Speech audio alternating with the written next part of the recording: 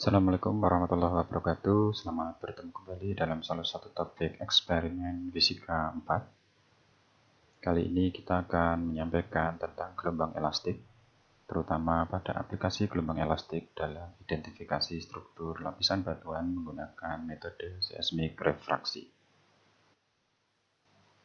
Untuk yang pertama, kita akan sampaikan sedikit tentang gelombang seismik.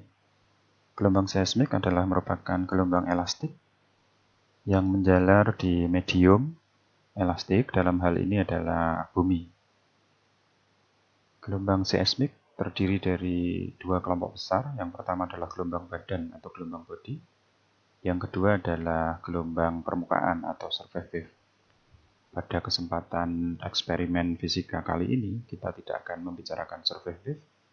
Yang menjadi acuan utama adalah gelombang badan. Gelombang badan terdiri dari dua. Yang pertama adalah gelombang P atau gelombang primer. Yang kedua adalah gelombang S atau gelombang sekunder. Gelombang P menjalar dengan asumsi seperti gelombang longitudinal, sementara gelombang S seperti halnya gelombang transversal. Teman-teman bisa perhatikan titik merah dan kotak warna kuning serta kotak warna hijau, di mana titik merah adalah gerakan partikel, dalam hal ini partikel penyusun bumi, sementara kotak kuning dan merah adalah energi gelombang, arah energi gelombang.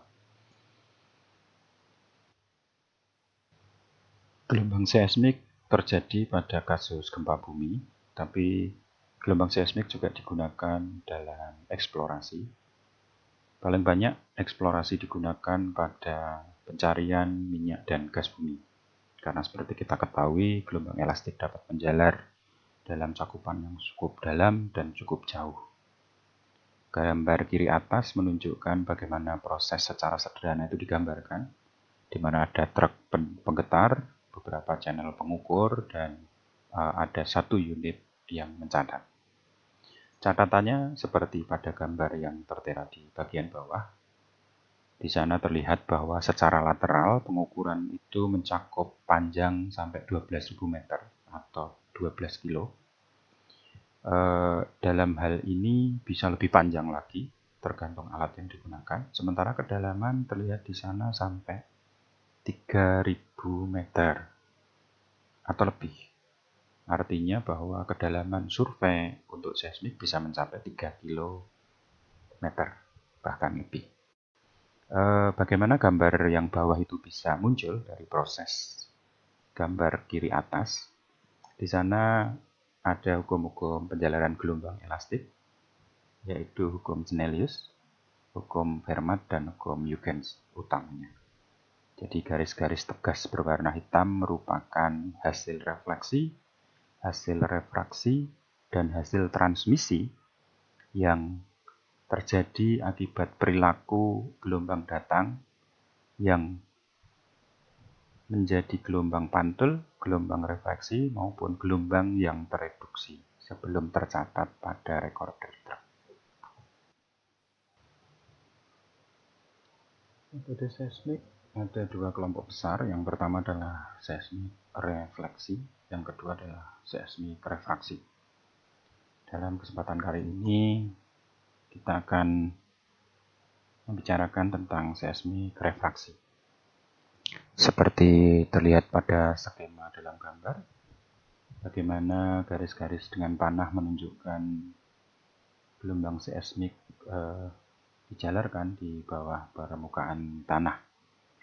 Lapisan yang pertama, sebagai pengetahuan saja untuk teman-teman yang ada di sini, unsaturated soil itu adalah lapisan tanah kering atau lapisan tanah yang tidak terisi oleh air. Sementara water saturated soil itu adalah lapisan yang punya potensi terisi oleh air. Jadi biasanya lapisan ini bersifat porus dan permeable, di mana lapisan ini memiliki rongga-rongga yang punya potensi untuk terisi air.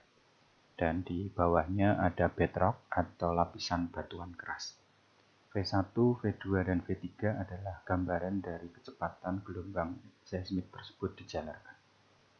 Ada beberapa perilaku gelombang yang muncul di sana saat energi source dibangkitkan. Yang pertama, gelombang itu akan menjalar ke bawah permukaan tanah. Dia akan menemui bidang batas. Nah, pada bidang batas ini ketiga prinsip utama gelombang akan terjadi. Snellius, Fermat, dan Huygens. Gelombang akan ada yang direfleksikan, ada yang diteruskan, atau ada yang menemui sudut kritis sehingga dijalarkan pada bidang batas. Nah, yang menemui sudut kritis dan dijalarkan pada bidang batas ini akan tercatat oleh detektor sebagai gelombang refraksi. Nah, secara jelas mekanisme akan dibahas pada mata kuliah gelombang tentunya.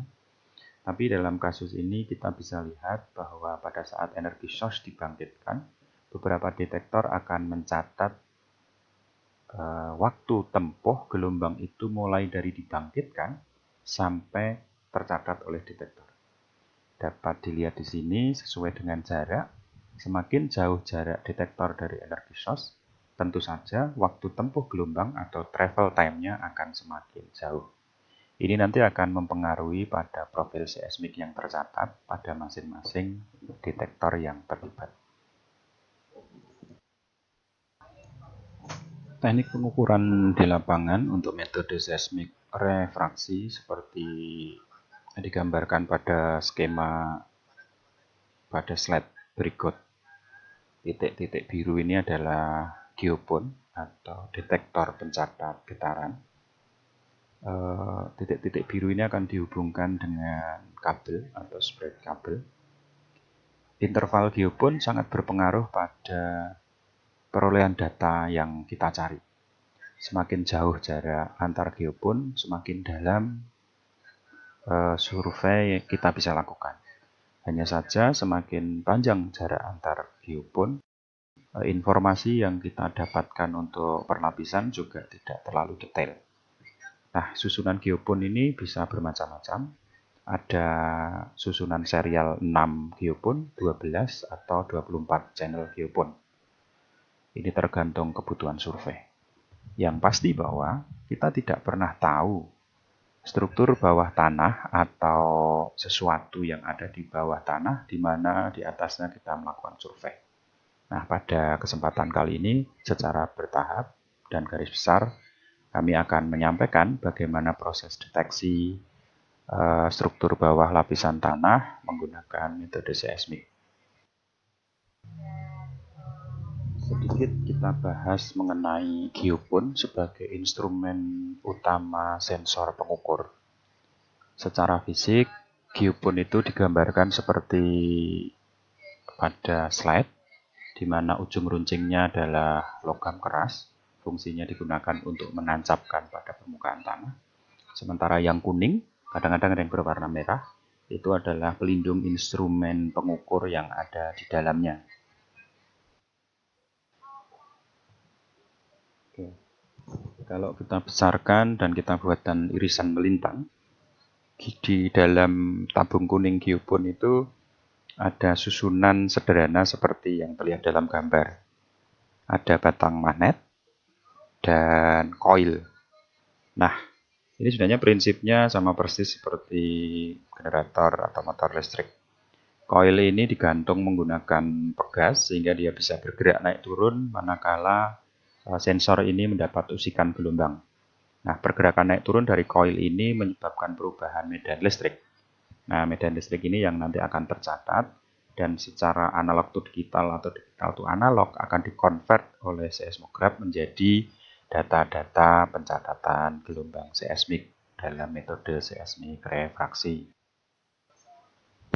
Oke, setelah kita tahu struktur dari detektor atau geopon yang kita gunakan, ini adalah skema bagaimana data seismik itu dikoleksi oleh seismograf. Jadi ada beberapa unsur utama. Yang pertama itu adalah pembangkit sinyal.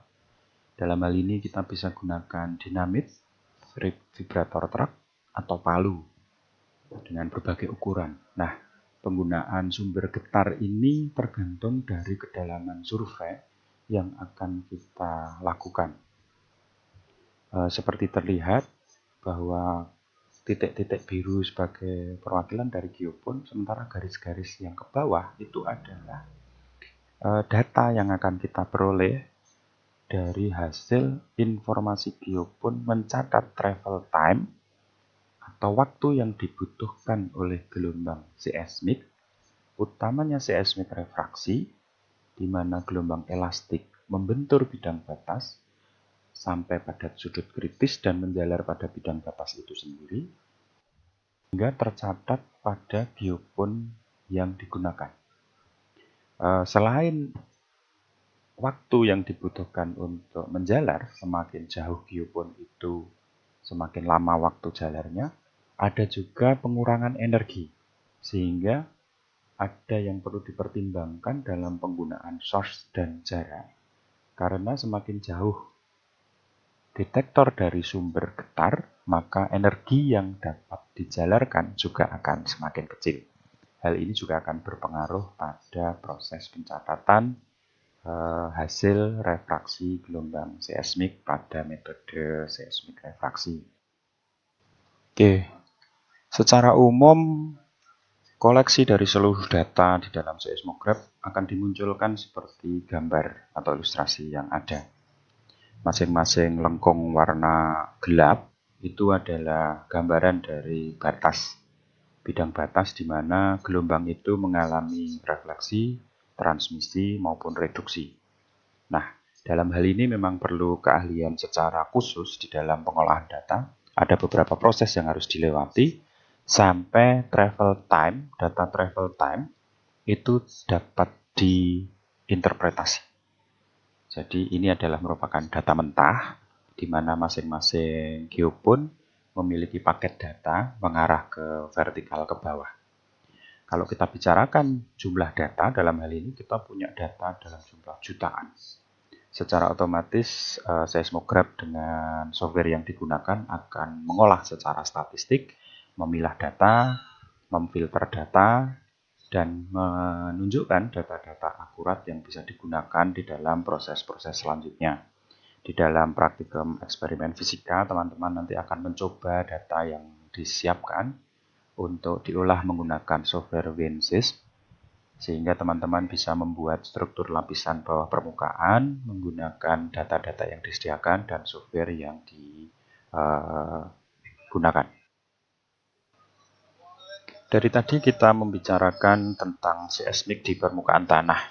Ada hal yang menarik yang bisa teman-teman ketahui bahwa survei seismik itu juga bisa dilakukan di laut atau kita sering sebut sebagai seismik lepas pantai.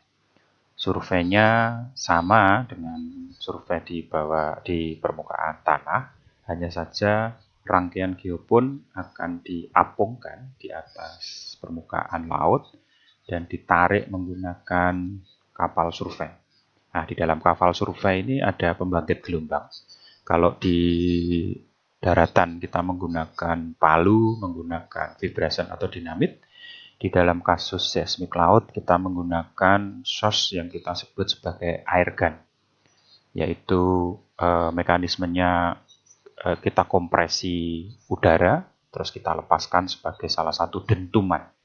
Nah, dentuman ini akan menjalar di laut dan direfleksikan atau direfraksikan oleh lapisan-lapisan di bawah permukaan laut menuju geopon yang diapungkan di belakang kapal.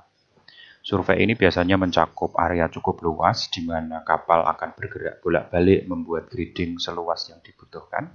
Survei ini biasanya digunakan untuk identifikasi sumber-sumber gas dan minyak bumi yang ada di lepas pantai. Barangkali itu yang bisa kami sampaikan sebagai pengetahuan dasar tentang gelombang elastik, utamanya dalam aplikasi pengukuran identifikasi lapisan bawah permukaan tanah menggunakan seismik refraksi. Selamat bekerja, kurang lebihnya mohon maaf. Assalamualaikum warahmatullahi wabarakatuh.